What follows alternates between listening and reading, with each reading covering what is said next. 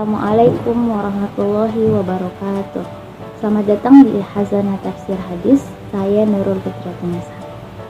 Alhamdulillah, segala puji bagi Allah, dan salawat dan salam senantiasa teriring kepada baginda Rasulullah Muhammad SAW. Allahumma sholli ala Muhammad wa ala ali Muhammad.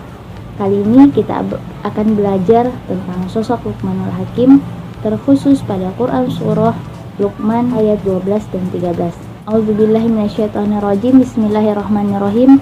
Walaqad atayna Luqmanal hikmata an yashkurillah wa may yashkur fa innama yashkuru li nafsi wa man kafara fa innallaha ghaniyyun hamid. Dan sesungguhnya telah kami berikan hikmah kepada Luqman berupa bersyukur kepada Allah. Barang siapa yang bersyukur kepada Allah, sesungguhnya dia bersyukur pada dirinya sendiri, dan barang siapa yang tidak bersyukur, sungguhnya Allah Maha Kaya lagi Maha Terpuji. Siapakah sosok Luqmanul Hakim? Ulama berbeda pendapat tentang siapakah Luqman itu, sehingga berakibat pada pertanyaan apakah dia nabi atau bukan. Namun jumhur ulama mengatakan bahwa beliau bukan nabi. Yang jelasnya dalam Al-Quran dikatakan bahwa walaqad atayna Luqmanal hikmata an yashkur lillah. Dan sesungguhnya telah kami berikan hikmah kepada Luqman berupa bersyukur kepada Allah. Luqman ialah sosok yang telah diberikan hikmah oleh Allah Subhanahu wa Ta'ala. Sekilas, hikmah ialah ilmu yang didukung oleh amal, dan amal yang didukung oleh ilmu. Wujud hikmah yang diberikan Allah kepada Luqman berupa bersyukur kepada Allah. Adapun syukur ialah anugerah yang diberikan dan digunakan sesuai dengan tujuan penganugerahannya.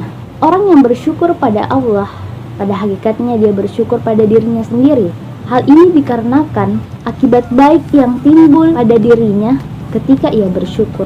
Akan tetapi, ketika ia tidak bersyukur, maka sungguhnya Allah Maha Kaya dan Maha Terpuji.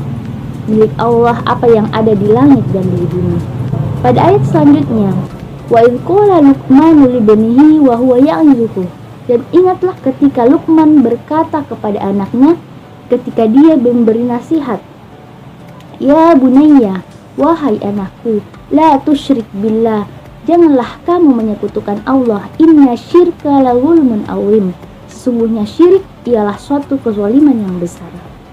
Kata ya'zuhu yang sering diartikan menasihati, hal ini menunjukkan bahwa Luqman menyampaikan kepada anaknya dengan ucapan lemah lembut dan kasih sayang. Kemudian diperkuat dengan seruan ya bunayya dalam bentuk siga tasghir yang menggambarkan kemungilan dan kasih sayang, sehingga menunjukkan bahwa dalam mendidik hendaknya didasari oleh rasa kasih sayang. Kemudian, ya bunayya juga menunjukkan kemungilan. Hal ini juga ditafsirkan bahwa pendidikan hendaknya dilakukan sedini mungkin, khususnya pada pendidikan akidah.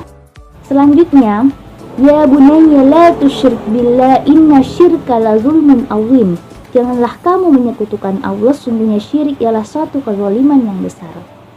Pendidikan pertama yang diberikan Luqmanul Hakim kepada anaknya ialah pendidikan akidah, berupa larangan menyekutukan Allah, karena syirik ialah suatu kezaliman yang besar. Syirik dikatakan suatu kezaliman yang besar karena menempatkan sesuatu tidak pada tempatnya. Allah, Sang Khalik, menciptakan segala sesuatu, disandingkan, disamakan dengan selain Allah yang bersifat makhluk dan sifatnya terbatas.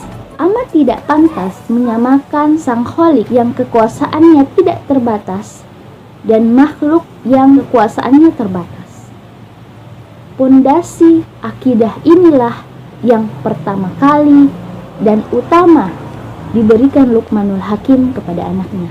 Bentuk penanaman akidah yang bisa dilakukan terhadap anak usia dini di alam sekitar yaitu mengajak anak berjalan di alam sekitar sambil mengamati pepohonan, daun, gunung, sungai, dan lain-lainnya.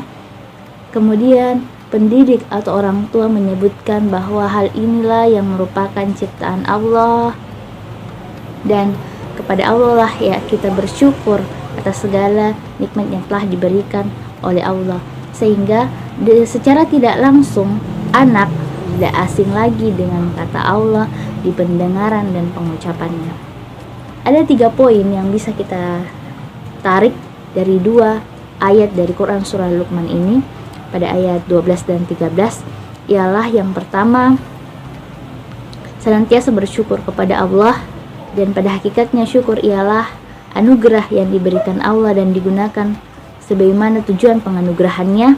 Yang kedua, lemah lembut yang didasari oleh rasa kasih sayang dalam mendidik.